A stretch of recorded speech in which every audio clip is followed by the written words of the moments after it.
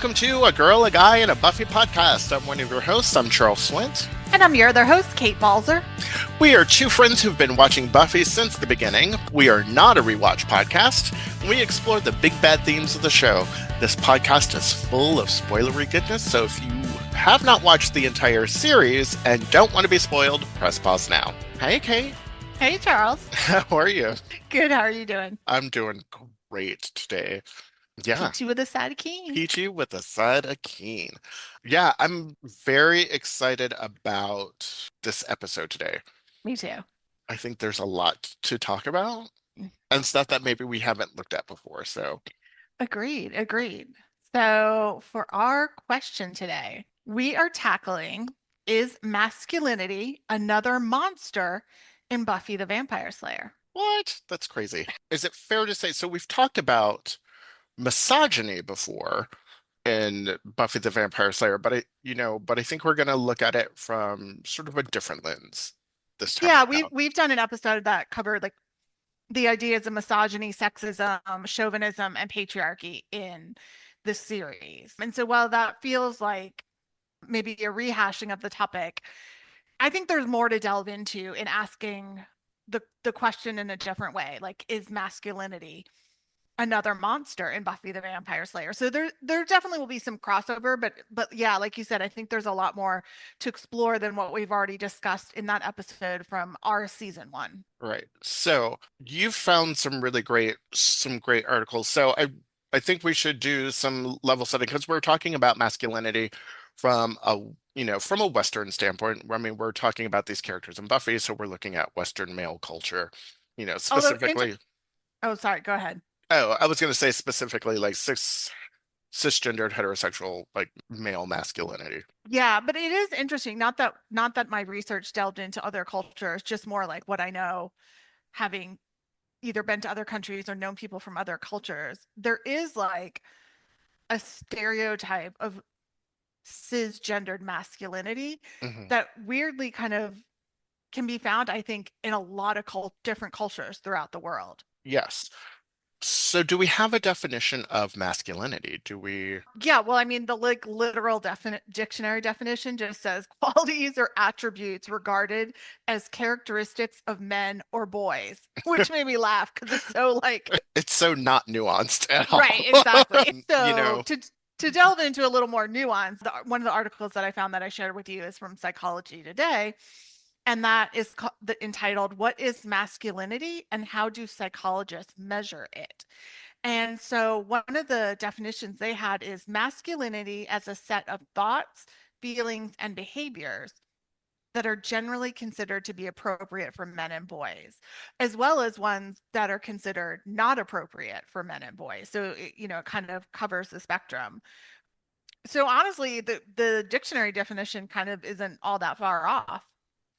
yeah, it's really not at all. And one of the things that when we're talking about masculinity, and while, when we talk about it, there's not a single way to define it, right? Like we're not like there is, but what does it really mean to be a man? And I think what we see a lot of times is that they break down into these archetypes, right? You're Mhm. talking about like the protector who is strong and controlled and he makes the sacrifices and he's emotionally restrained. Or we look at someone who's like maybe a conqueror who's, about the expansion or competition or domination or ownership of people, or someone who's very stoic, who suffers but without any kind of, suffers silently and is a martyr and, is Mhm. independent, silent and virtuous and all of those things. And it's interesting because I think when we look at what Western people say what men are taught to like wield power, but not possess emotion. Yeah, in this article, the author, he was one of the co-creators of a scale to define and measure what they refer to as traditional masculinity ideology. And there in his measurement system, there were 7 norms. And it was avoidance of femininity, negativity towards sexual minorities, self-reliance through mechanical skills, toughness slash dominance, importance of sex, and restrictive emotionality, which is basically exactly what you said. You can see why that's the scale, because that is sort of the stereotype of the Western cisgendered idea of masculinity. Which is, yeah. And I love that there's a scale for that. Like we're Yeah. measuring this. Yeah. Well, yeah, it's interesting because that article also talks about how basically, like, studies have shown what the idea of masculinity is. It's not inherent, it's not biological. It is completely a social construct. Right, right. Yeah. So it is what the society and culture decided for whatever reason that this defines masculinity. And I think if you really delved into it through various periods, even through American and European, Western European history, you're going to find variance and nuance, but basically that there has been a particular cultural definition of masculinity in the US that has largely reigned unopposed prior to the feminist movement of the late 1960s. And that's what this psychologist is referring to as the traditional masculinity ideology. The TMI. The TMI. I The know. TMI, which I thought was great. Too much masculinity and too much Too, information. right, too much information and way too much masculinity. But And I mean, I so think that's, oh, I'm sorry. I was just going to say that I think that's appropriate construct for us to use because, I mean, that's essentially what you can apply to Buffy because of it being written by a cisgendered white male, American white male, and most of the characters are cisgendered, Western, white characters. right, and especially when you're talking about like that this creation of the show by this, by this man, which was designed to sort of like buck the tropes, and be, in his words, a feminist show, Right. and putting all of these men in the show who are monsters, some who are monsters, some who are not. And the high school is hell metaphor. So you're just throwing like metaphor, metaphor on metaphor with high school and men and high school as hell, men as monsters, all of those things that you're kind of adding on for Buffy to fight and for her to experience and deal with. And how does she do that as the Slayer? Yeah. Well, and then in delving into, our level setting and definitions, the other side of the equation is like, what does it mean to be a monster? And what is a monster? Were there Oh, any definitions that you found that oh you no, wanted? we know what a monster. You know what? It's funny because this idea of monsters, coming out of stories. Like we think Hmm. of these ideas that monsters come from stories, from fairy tales. I mean, even when you look at the Bible, you talk about like the devil or whatever that he's considered a monster. You're looking at all of these things, but really what a monster is it's not just a creature. It's not Frankenstein or a werewolf or a vampire or anything like that. It's really about boundary violations and the fears that people have, right? So Hmm. like we have these fears of being a horrible person. You look at like Dr. Jekyll and Mr. Hyde, like you look at that and like there's this good person, you know, and this is the other side of him. There's a lot of monster movies and things like that come from the basis of what we fear. And so we create a monster so we can defeat it, so that we can Hmm. examine our own fears around everything.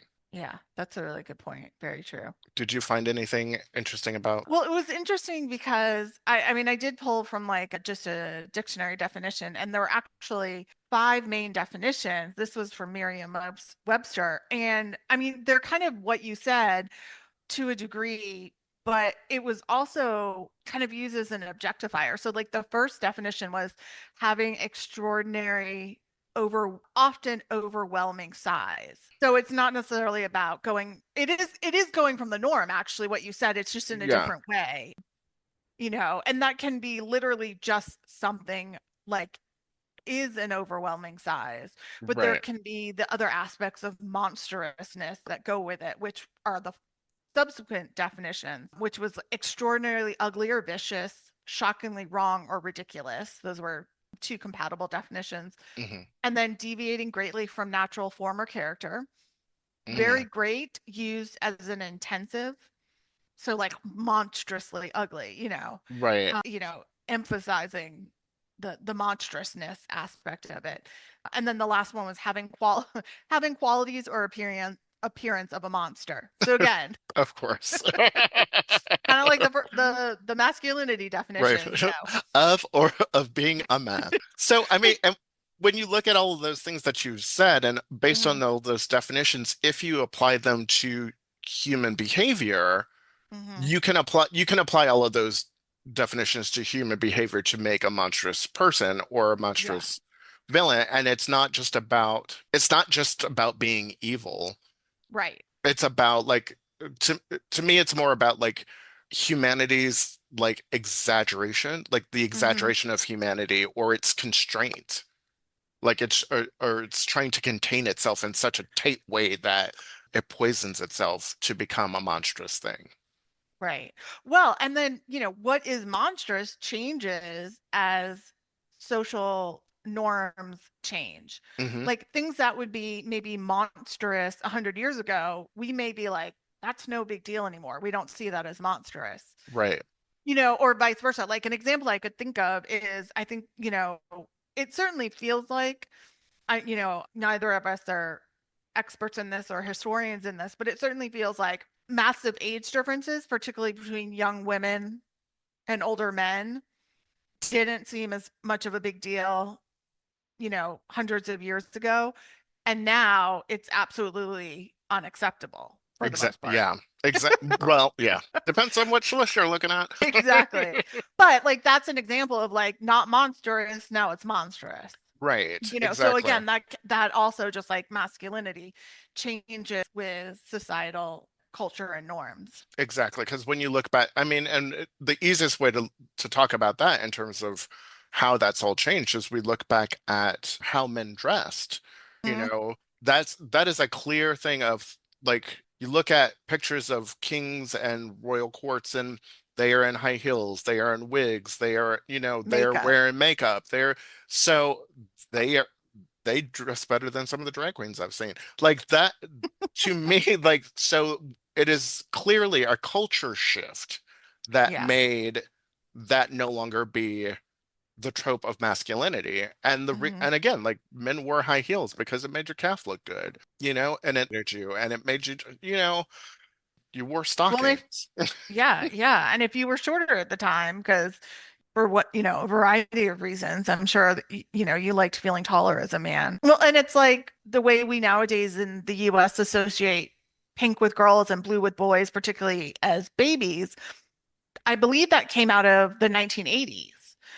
Like it was an 80s thing. It like way back in the day, like it was more common, I believe in the early 1900s in the US for men to wear pink Yes, yeah. and not women. So again, like it's arbitrary. Yeah, we're just making the rules up as we go. Yeah. If you like pink, wear pink. We're pink. On Wednesdays, we wear pink. Yeah. Yeah, exactly. Okay, so now that we've talked about masculinity and monster in general terms, how do you think this all applies to this series? I mean, looking at it, as we talked about in our prep for this episode, it certainly comes across as there are consequences to unchecked masculinity. And we see this demonstrated in the human and demon characters. And as we said, we're really focusing on those that worked with Buffy, were either friends or a romantic partner of hers or both. So, not as much as the villains. And also we forgot to say this at the beginning, but there potentially will be spoilers for Angel this series as well, because again, we're talking about Angel and Spike, and some of the information that we know about them in this area particularly happens on Angel as well as Buffy. So wanted to throw that caveat in there before we forget. Before we go in there. So yes, looking at sort of, you know, basically the Scoobies, right? Anybody who was a Scooby is Right. kind of who Yes. we're talking about, Right. for the most part, not any of Yeah. the big bads or anything like that. And what happens when that masculinity is left unchecked? And then there's a lot of toxic behavior that shows up with all of those characters, I would say, hmm with the exception being Oz. Right. Well, and it's interesting because, when we laid out our outline for this, we sort of ended up grouping the characters into three different areas to use as examples. And there's really like examples of, kind of fully unchecked masculinity, examples of caged masculinity, and then examples of accepting both sides of yourselves. So I think delving into, the completely unchecked masculinity, you've got the examples of Angelus, Xander's a hyena. I think, pretty close Riley when he loses the initiative, particularly at the end of season 4, but, I think somewhat going into season 5. And then, of course, I know we're not delving as much into the villains, but Warren is the ultimate example of that.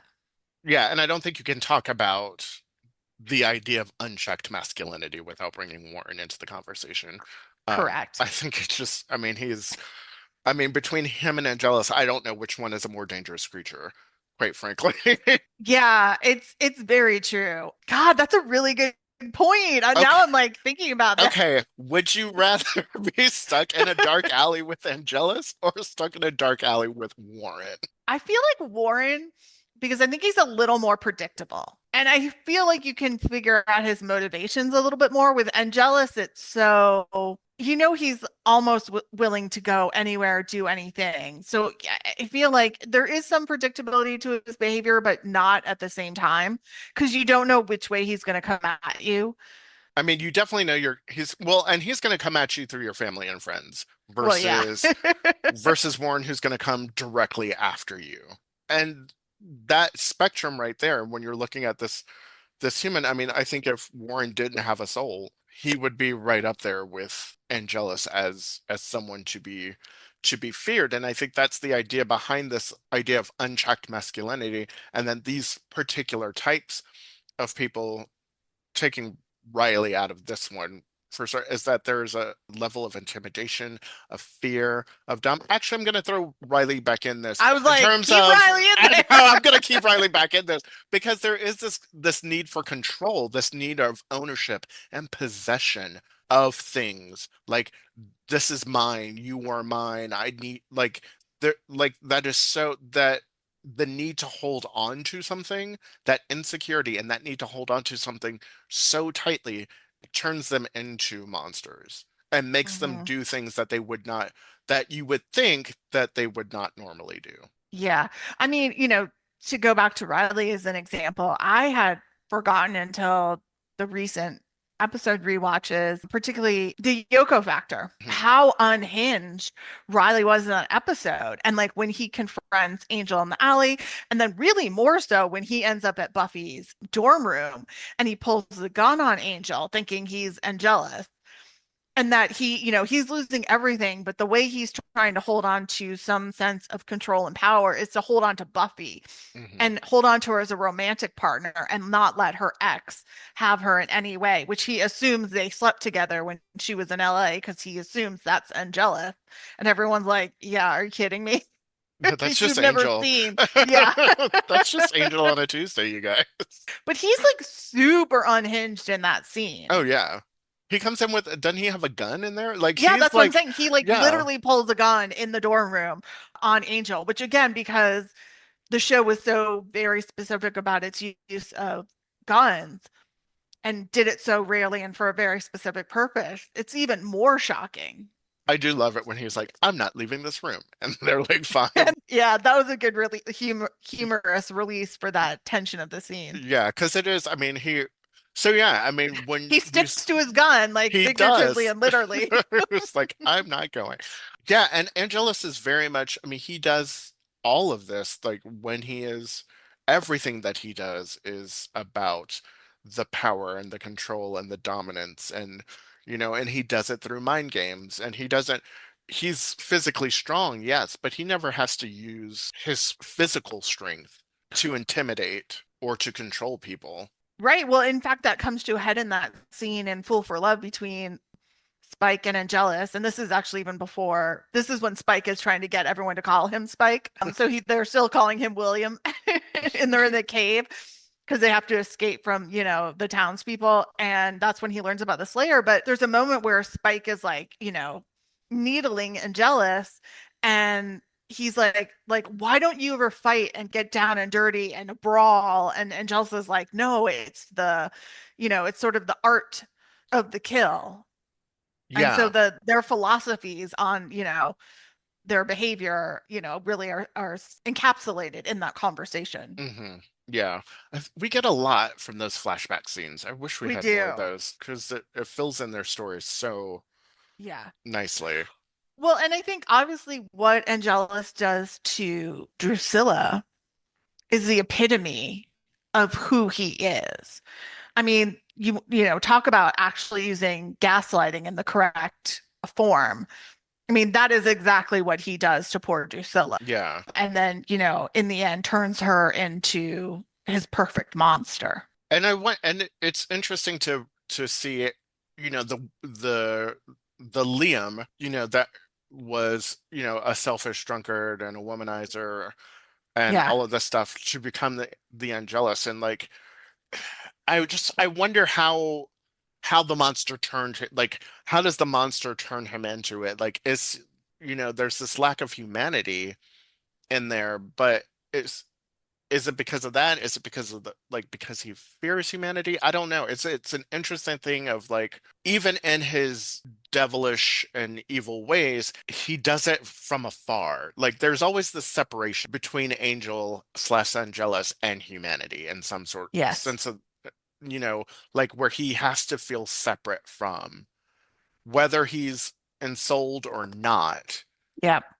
So I'm and I guess maybe that's just again the manifestation of the man that he is. He isolated himself from societal norms, by going out and drinking too much and doing all this stuff. His father was disappointed in him.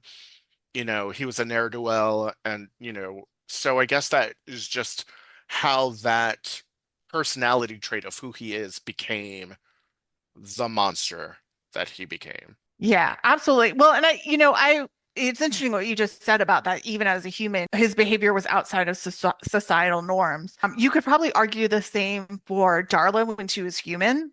And so it's Yeah, interesting, like that's his sire. I wonder if that also plays a role. Like she also, even more so was outside of societal norms, as a sex worker. And then I'm sure that, gave her another level of freedom. And then as a woman in the 1600s in the US colonies, and then when she became a vampire, it really freed her from having to, live by whatever expectations there were for women of that time. right. And did she push, Angelus to become even more that way as well, as kind of what I was Oh getting yeah, to. maybe she did, maybe she did, and maybe she connected him to humanity in a way that he had never expected before. And the very twisted way of the destruction of humanity or how to consume, people because they lived a very lavish lifestyle and they were very much living up, you know, high Yeah, on the upper hog, class. upper Yeah, class, but meant that they weren't killing as much. They weren't out hunting often because they didn't want to draw attention to themselves. right. So, I don't know. And then what about Xander as a hyena? I mean, I think for Xander, for a hyena, I think it's the same. I think it's that same thing. It's that possession. It's the Hmm. I need to control this thing. And I think that is something that was inherently in him before that because he wanted to be with Buffy. Buffy wanted nothing to do with him. And he keeps trying to kind of slyly shoot a shot and she keeps shooting him down and trying to reassure him that, we're just friends, but he won't listen. And so I think that insecurity around everything who he is and how he sees himself. When he is possessed, the monster within him is unleashed to this predator. And I think that Yeah, that's a part of who he is internally. There's a little bit of that in him. I would agree. I definitely think there's an element of Angel and Jealous with Xander and the hyena, and that it wasn't just the hyena, like possession, driving him to behave that way. It was allowed, whatever seed of that lived in him to run unchecked. And then not only towards Buffy, but really using cruelty as well. as a way to control, and he aims that at Willow. And Hmm. I mean, I think in reality, he doesn't really feel that way about Willow, but it's more that she was an easy target. It's like I keep thinking unchecked, but all the barriers were down. Like it was like just be, behave however you want. And Willow was an easy target in his life because she was there and because she felt towards him in a way he didn't feel towards her, but that he felt towards Buffy and Buffy didn't feel towards him. And he knows her so well. So like he had the knowledge and the power to use that against her. Well, and I wonder too, to your point of like, now that all of his inhibitions are gone and Hmm. everything has That like, is the word I was trying to. or like he is uncaged, he is, is that, is it how he really feels in some deep down way? Like he can love Willow and be like, yeah, that's my best friend. I've known her forever. And knowing that, is there some part of him that is just like, why don't you just leave me alone? It's never going to happen. And again, at that sort of aggressive masculine behavior of being a complete dick, you know, basically like but is there a part of him that actually feels that way? Yeah, to me, I think it's more to say that that was like what unchecked, like teenage behavior could be through Hmm. the hyena possession. I mean, I don't really think there's a part of Xander that it, has any sort of negative feelings towards Willow. And I think if the hyena spirit had possessed him when he was a little older, we might have seen different behavior, particularly towards Willow, because I really do think there's like true love and friendship between them. But, even between people, that you care about that way, I'm sure there's some inner part of you, like maybe something about them like drives you nuts. And if you had like all inhibitions released, you might, let go on them. Yeah, And I think it's just exaggerated between being a teenager and the possession that exaggerates it to the umpteenth degree in his right. behavior towards Willow. Yeah. I don't necessarily think there's basically what I'm saying is I don't think there's a deeper underlying Yeah, I don't um think he like dislikes her or doesn't right. love her or care for her, but I think that maybe part of what he's saying to her is how he really feels about the situation. Hmm. And if he really wanted to explain that to her and sort of talk to her when he wasn't possessed, he would find a nicer way to say those things Right. to her as opposed to just like going in on her and picking on her because she feels weak in the moment. And that hyena spirit really taking advantage of her being weak. Yeah. No, I think that's a really good point. The other thing I wonder too is sometimes is I wonder if he didn't, I don't know if he even saw it before. Sometimes I wonder if like, did the hyena possession allow him to see that? Because I feel like he was actually very blind to the fact that Willow had romantic feelings for him. Oh, And I say really? that, yeah, I say that because if you think about Prophecy Girl, Huh? took me a minute, Prophecy Girl, when he asked Buffy to the dance and she says no, and then he goes back to Willow and is like, hey, we should go as friends. And she's like, I'm not being your cast off. Like she says to him, she treats him kindly, but she's like, I'm not going to be your cast off. And he's like, what?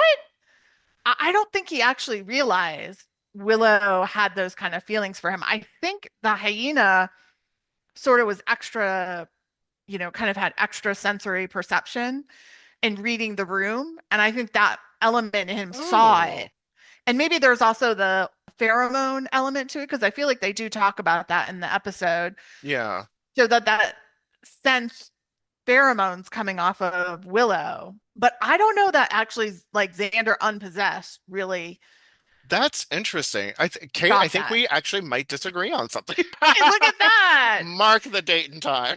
Because I think he does know. I Oh, think okay. he's See, I always don't. known. I think he's Oh, always known. And what happens is that he takes her for granted, which is exactly why when Buffy rejects him, he immediately turns to her and thinks that she will say yes because Willow will always say yes to me because she likes me and she'll always say yes to me. Oh. And so then when she stands up to him, I think she stands up to him because she's getting some strength from Buffy. She's starting to see her worth a little bit. And then she turns him down, and that's an unexpected thing for him. But Oh, wow. I think he's always known. Interesting. Yeah, we're very much going to disagree on our interpretation. And I don't think he has a clue. Oh, I think wow. he's so clueless, which is why I think he finally, like, I think that all finally clues him in, which is why we eventually have them hook up in season 3. Like, I think once he like realized, like, he was made aware of it, but still wasn't interested in her. And then when she's dating Oz, it's like, oh, now I can't have her. And now he sees it. Yeah. All Yeah. right. So we found something we don't agree Yeah, on, or because we have different we have interpretations of. different, yes. Because I think you do make some good points. I wouldn't fully And I disagree. But only, yeah, I yeah, don't and I think can see Xander's your aware point enough of it. too. I can see your point too. And I'm like, huh, I never thought about it that way. Because I think Buffy says something too to the effect of like when, like, I think it's after that episode or whatever she says, like, you hurt Willow the most. Like, Buffy's like, and maybe that can be interpreted as Buffy really telling and cluing Xander in to the fact that Willow really likes him. Or to me, I read it as Buffy is saying, Xander, you know more than anybody else how much Willow really likes you. Oh, yeah, And I the way thought more, that you've hurt, and like you hurt her the most of all because you know how much she really likes you. That's how I took that whole yeah, I get it. I see exchange. it more the first way, what you But said. yeah, yeah. Yeah, I love it. We can still surprise. We found one. Exactly. It only took us 4 seasons to actually disagree on something. I would say we have different perspectives. I don't know that Yes. we It's not disagree. a disagreement. We just see it differently. That's all. Yeah. Exactly. So yeah, and then Warren, right? I mean, like we said, Warren is like Uh, epitome. Well, between him and Caleb, but I think even Warren oh is yeah, Caleb more too. Yeah. more than Caleb. Partly that's because like I think Caleb. I don't love Caleb. I think he's played way too over the top. I Mm, mean, I get where it's going. I'm not saying it was necessarily like bad writing or bad performance. That was the direction they took. I just wish they had a more subtle direction that they had gone with it, more like in the vein of the mayor, because I think that's actually scarier. hmm Not that I wanted him to, be like the mayor, but I think the mayor's patriarchy and his evilness is more because it's got that veil over it. It's actually scarier Right. than Caleb, which is just like he's so over the top and he's so brute force. Okay, so all that to say, I didn't mean to go off on a side tangent that I think in some ways Warren is also scarier because, well, A, because he's human. So there's like no magic involved. This is hmm purely an unchecked human who has a sense of entitlement. He is a misogynist. hmm He represents all the worst unchecked masculinity, and just someone who thinks they're entitled to everything and that it isn't being handed to them on a plate the way like they believe it is or the way they think that the world is telling him it should be. Yeah. So in some ways that makes him the scariest of all. Yeah. Be- And oh, I'm oh, sorry, just one go thing I was ahead. going to Yeah. partly because of why is because he exists in our world. Like Sure. Yeah. for all the other ones, again, not that behavior like it can't exist in our world, but like there's obviously no magic. But like we all know nowadays, Warren people like Warren are very, very typical, unfortunately. Right. We all know a Warren, like Right. in our real lives. Like we all Yeah. can like think of like count on what on all more than hands and toes a Yeah. Warren. So Yeah. again, yeah, I mean I don't think there's much more to say on that because he is just such a I mean he is he tries to hold on to power. He goes to the extremes to find power, to find strength, and to yield it f- only for his own purposes, not for anyone else's benefit.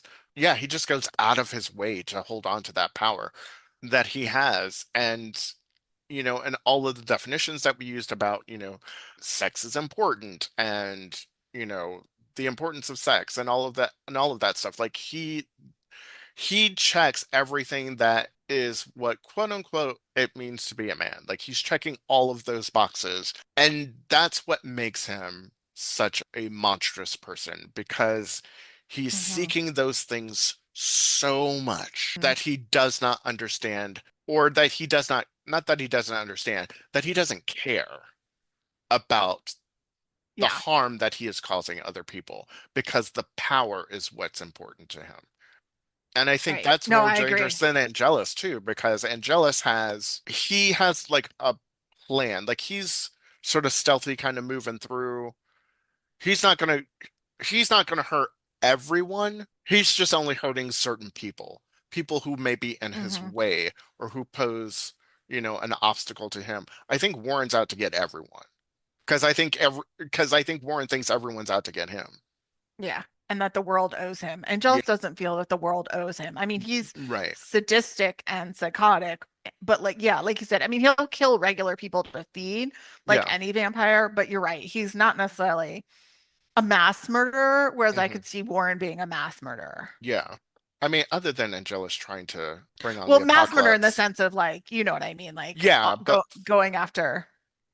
yeah, because no, again, it's a little off topic, but like Angelus before has never tried to like come in the world. Why now in season two does he try to suck the world into hell? I don't know. Yeah, I mean, again, to go on a side quest here, I think I've seen this before as like fan theories, and it's kind of that having been caged for so long with the soul, he kind of goes a Mm, little mad.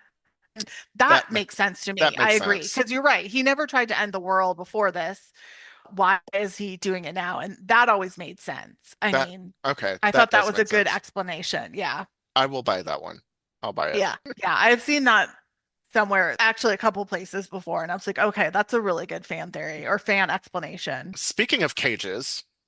Oh, yeah. So hey, look, nice transition. Yes. So talking about like caged masculinity, right? Hmm. And what that looks like. And so that is Angel with a cursed soul, and then Spike with the chip, and just locking himself up. Yeah, Oz Three, is literal. yeah, literally like caging himself up. And then the other two are actually literal cages too, but just in a Hmm. very sort of, magical and Yeah, technical way. true, true. Yeah, I mean, like you said, Oz is an outlier in this because if you want to consider the werewolf behavior as an example of unchecked masculinity, which I think there is a good argument you can make for it, it is forced on him. It is not something he chooses, and it's very antithetical, I think, to who we see Oz as, even though we don't know him very much and for very long before he actually gets turned into a werewolf. That being said, it is something he works to contain at first Hmm. and literally cage up, as we just said. Yeah, and it's such an interesting thing because he is such a example of what a good man is. And I mean, when you look at like the tropes of werewolves and what werewolves represent, is rage and violence Mhm. and sex. And those are all things that Oz, and it's an uncontrolled version of all of those things. And Right. Oz is just, yeah, like you said, he's just the absolute opposite of that. Like he is so, you know, he is he can express his emotions without being emotional. He can be a man without causing a spectacle where everyone else has to be like, look at me, I'm a man. And it's just like this big sort of like performative bravado of like, Yeah. look how manly I am. And, I can, you know, rape and pillage with the best of them.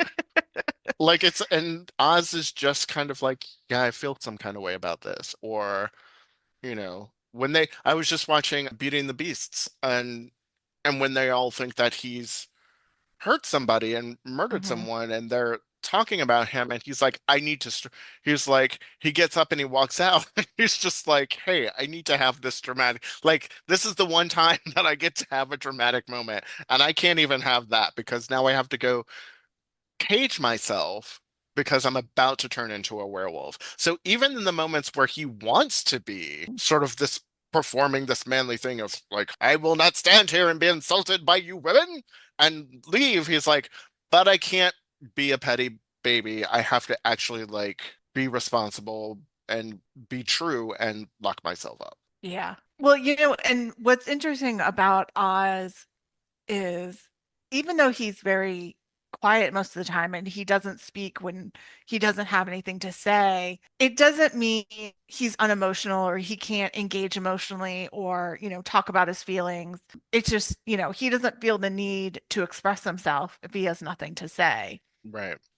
nothing to contribute. Yeah, I mean, I know we talked about him in the Willow romantic relationships episode, and I've said this before, but out of all the characters in the Scooby Gang, he's one that, particularly at such a relatively young age, has such an incredible sense of himself, which is why Hmm. I think in some ways he was probably best positioned to manage becoming a werewolf Oh yeah, and having absolutely. this forced unchecked masculine or this unchecked masculinity forced on him. Yeah, he's such a great character and a great example of that. And what's interesting and what you were talking about, like, being performative and like, oh, I'm a bad, I'm good at rape or pillage.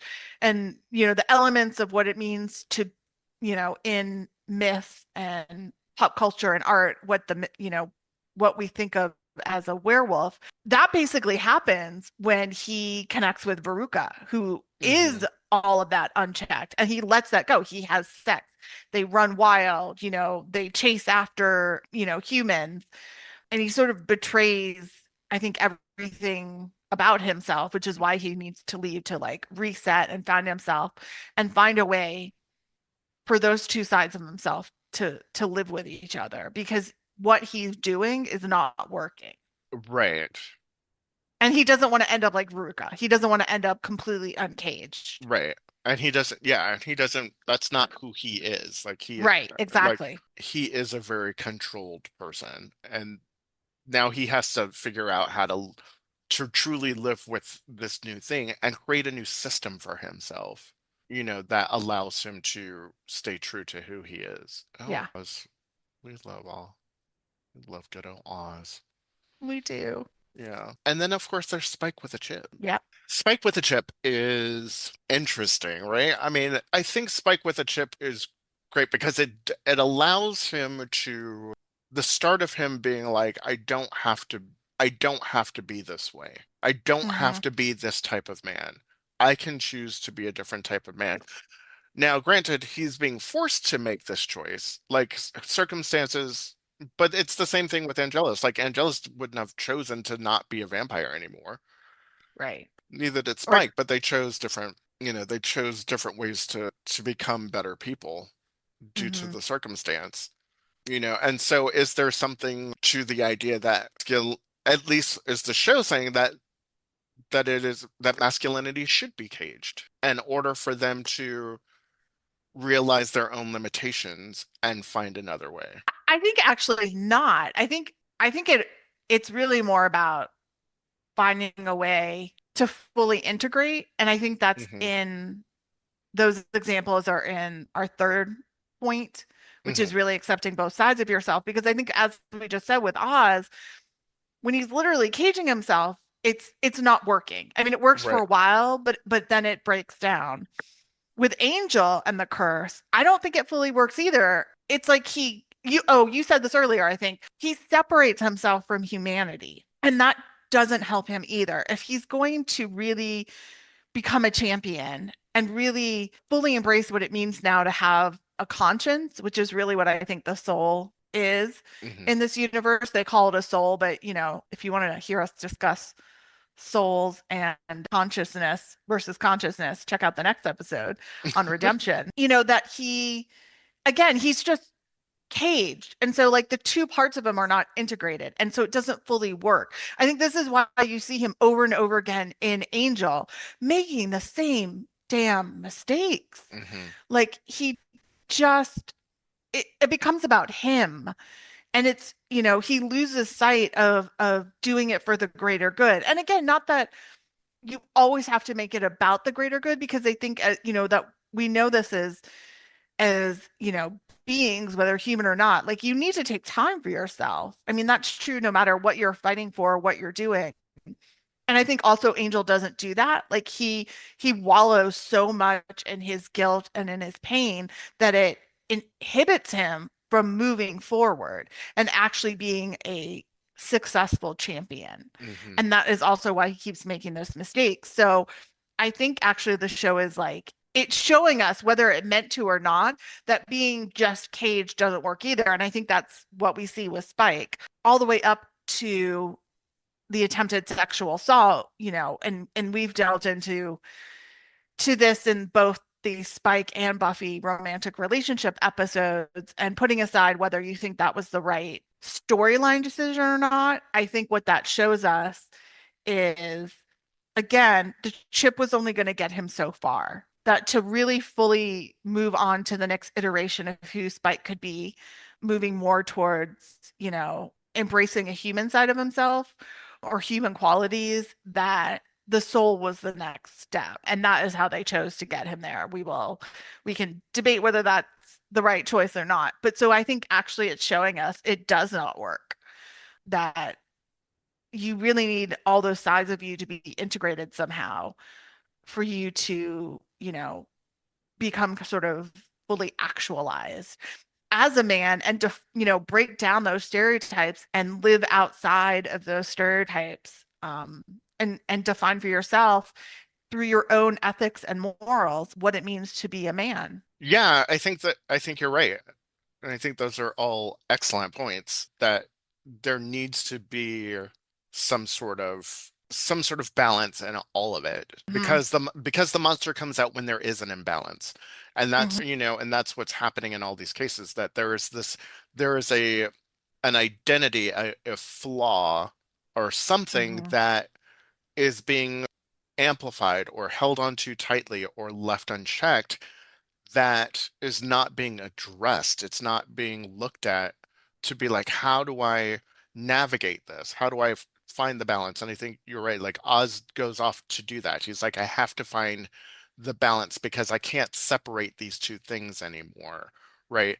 And I think, and in the case of Angel, like we are talking about this some before, like the fact that Angel, like we refer to Angel as Angel and Angelus as Hmm. Angelus, but we don't do that with Spike.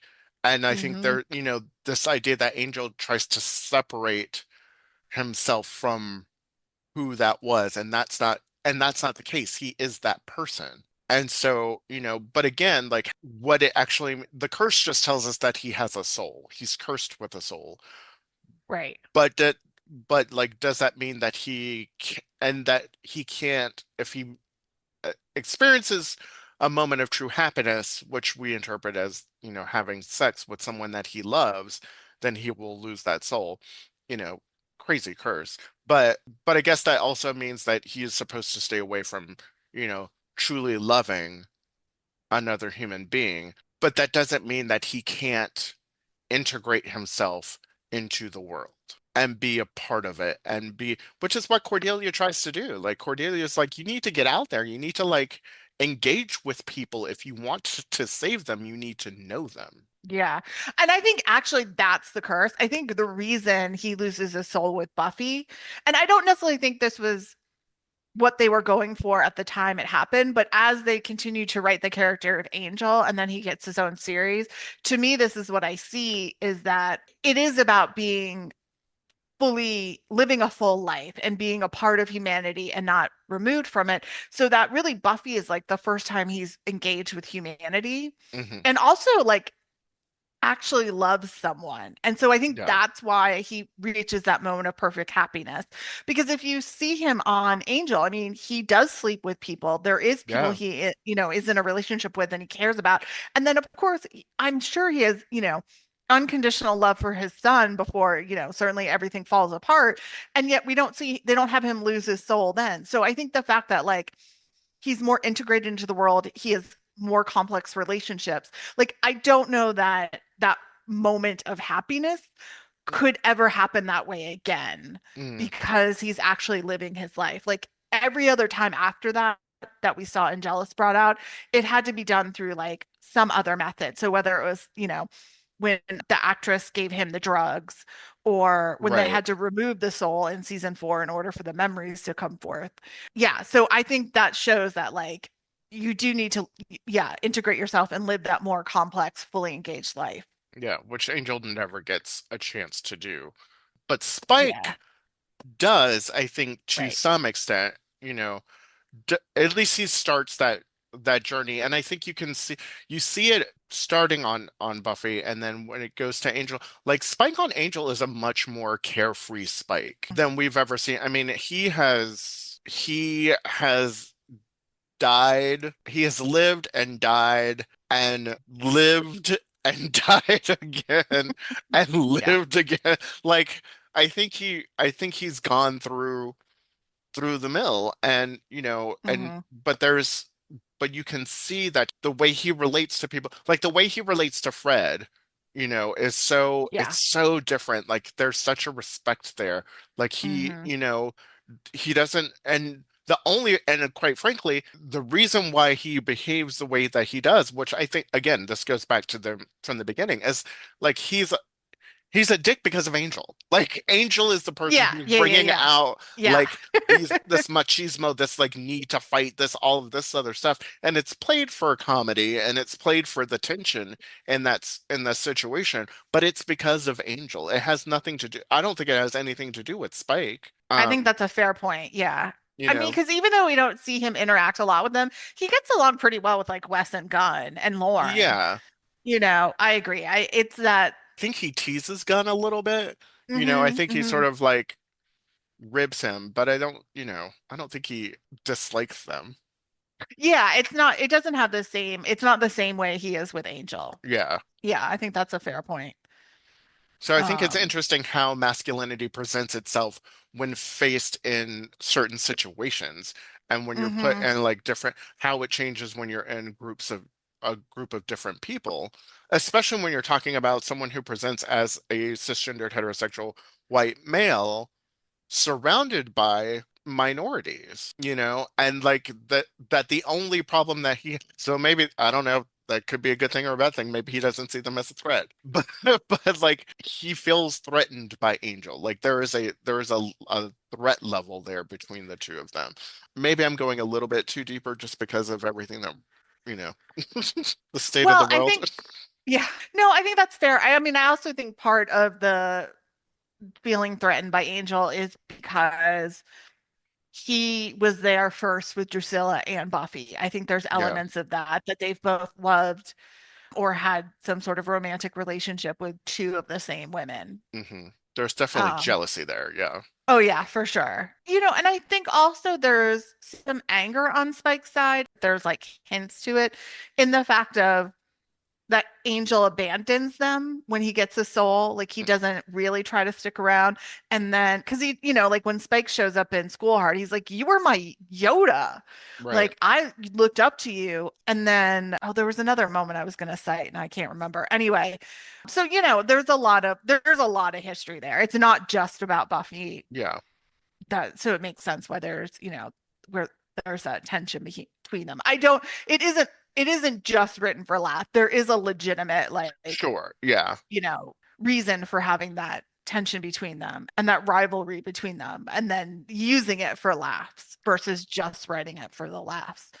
Yeah, I agree. I mean, I think, certainly after Spike gets a soul and then after the chip is removed and that back half of season 7 and then, going into Angel, he's at his within the context of the series, he's at his most fully integrated. Again, not saying that there isn't room to grow and develop as a being and a character, particularly the fact that he steps up in such an unselfish way to be a champion at the end of season 7 with no expectations of he goes in pretty much figuring he's going to die and has no expectations Yeah. for any sort of reward after. That really shows he is who he is, and that's his example of masculinity. He's not trying to live up to any stereotype.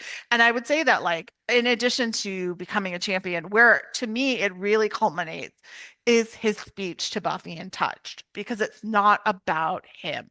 hmm It is about her. And he tells her that. And that he's like, I'm not expecting anything from you. And that just is really it really shows how much he's grown it as, a being and as a man. Yeah. Yeah. Yeah. For sure. For sure. So then the question of, is masculinity Oh, before above? we answer Oh, that question, I do, we quickly discuss Riley. So he's our third example of, Right. Yes. a positive example of when you have, accepted all sides of yourself and sort of are that fully integrated human and also are not trying to live up to a stereotype cultural norm of what it means to be a man. And I think you really do see that in Riley after he left Sunnydale. Sunnydale is not for him. He should have left after the end of season 4 when the initiative broke up and not hung around just to be Buffy's boyfriend, or he should have found something for himself to do in Sunnydale. There, that too. It was never up to Buffy to be his new world, which is what I think he expected of her. And so him getting away and finding a place within this new team, I think, was a great thing for him. And then finding Sam, the right partner. And when you see him come back in As You Were, I do think you see the best version of who Riley could be to that point.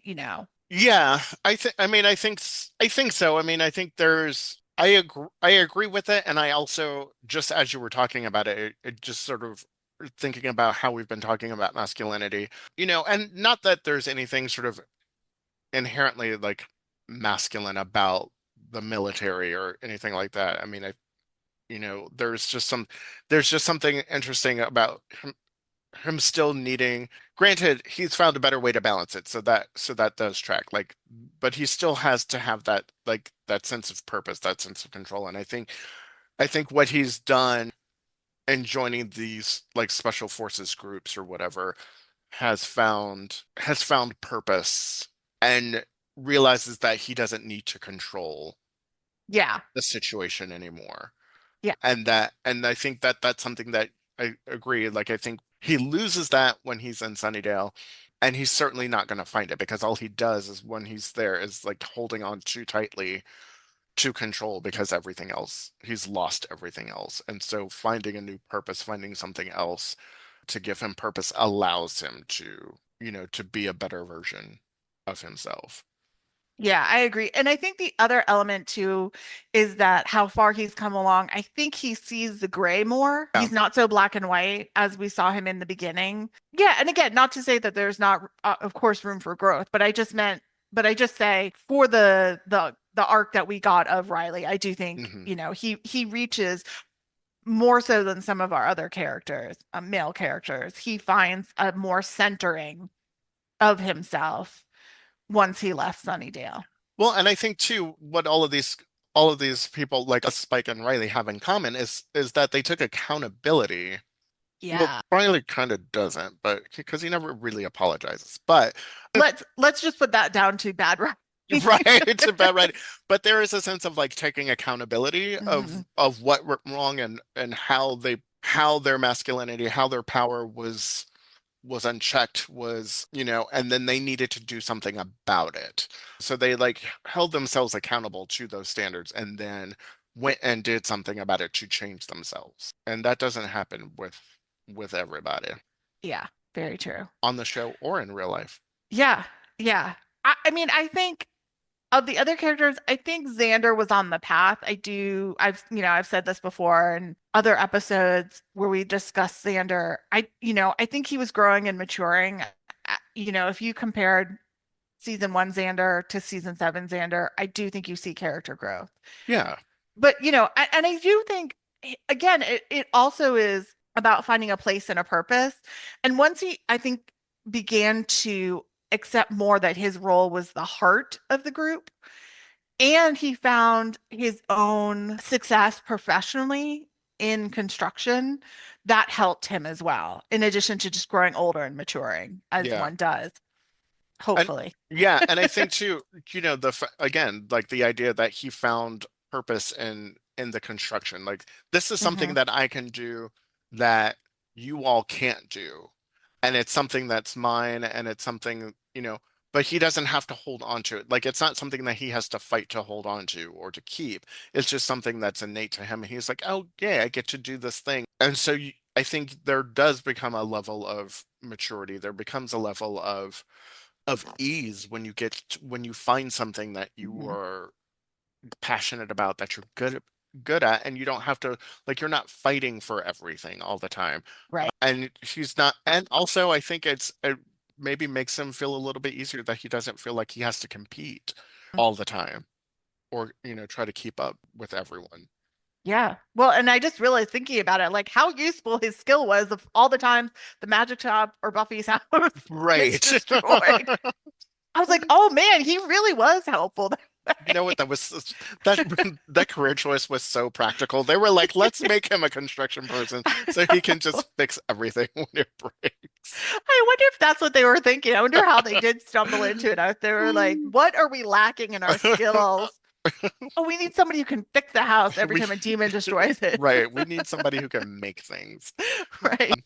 Xander, you can do that. You can make things. Yeah. So, I mean, I don't, again, I don't know if it was conscious or if it was a culmination of, how they pulled together various male storylines, but I definitely think the show is showing us that when, we allow this stereotype of masculinity to define everything or run unchecked, it is another monster in the show and in our society. Yeah, it's this idea, and especially this idea of like rigid masculinity, right? Like Yeah, you have to be like these really hard line define, and when the truth is that like the real power comes when you integrate those things, and that's how those characters grow when they learn to integrate those things instead of excluding their vulnerabilities, and right. pushing them aside. They're like, oh no, let's accept those things and be in touch with our emotions and use empathy and all of those things. That's when those characters really start to grow. But it's that rigid masculinity that exists on the show that really becomes the monster Yeah, that exists. agreed. And what's interesting though, and even though I do think that's the message coming out of these stories, the show actually never tackles it in a larger way. And I Mhm. think that, circles back to our second episode we ever did, is Buffy a feminist show? And that's partly why it's not, because not only does it, until chosen, not tackle any sort of systemic issue or tackle any sort of patriarchal system from the female side of things, it also doesn't do it from the male masculine side of things. Right. Yeah. So we have Good these great point. examples, but we don't have them, really tackling it at a systemic level. That's a really good point. Yeah. So, well, any final thoughts on I mean, I monster masculinity? masculine monsters. I think we've covered it all. I Yeah, think we've covered maybe not all of it, but we took a good bite out of it, pun we did. intended. I see what you did there. I couldn't resist. We'd love to know what you think. Is masculinity another monster in Buffy the Vampire Slayer? You can email us your thoughts at a buffypodcast@gmail.com. You can follow us on all the main social medias at a Buffy Podcast. And we'd just love to hear from you. Let us know what you think. Thanks. Bye. Bye.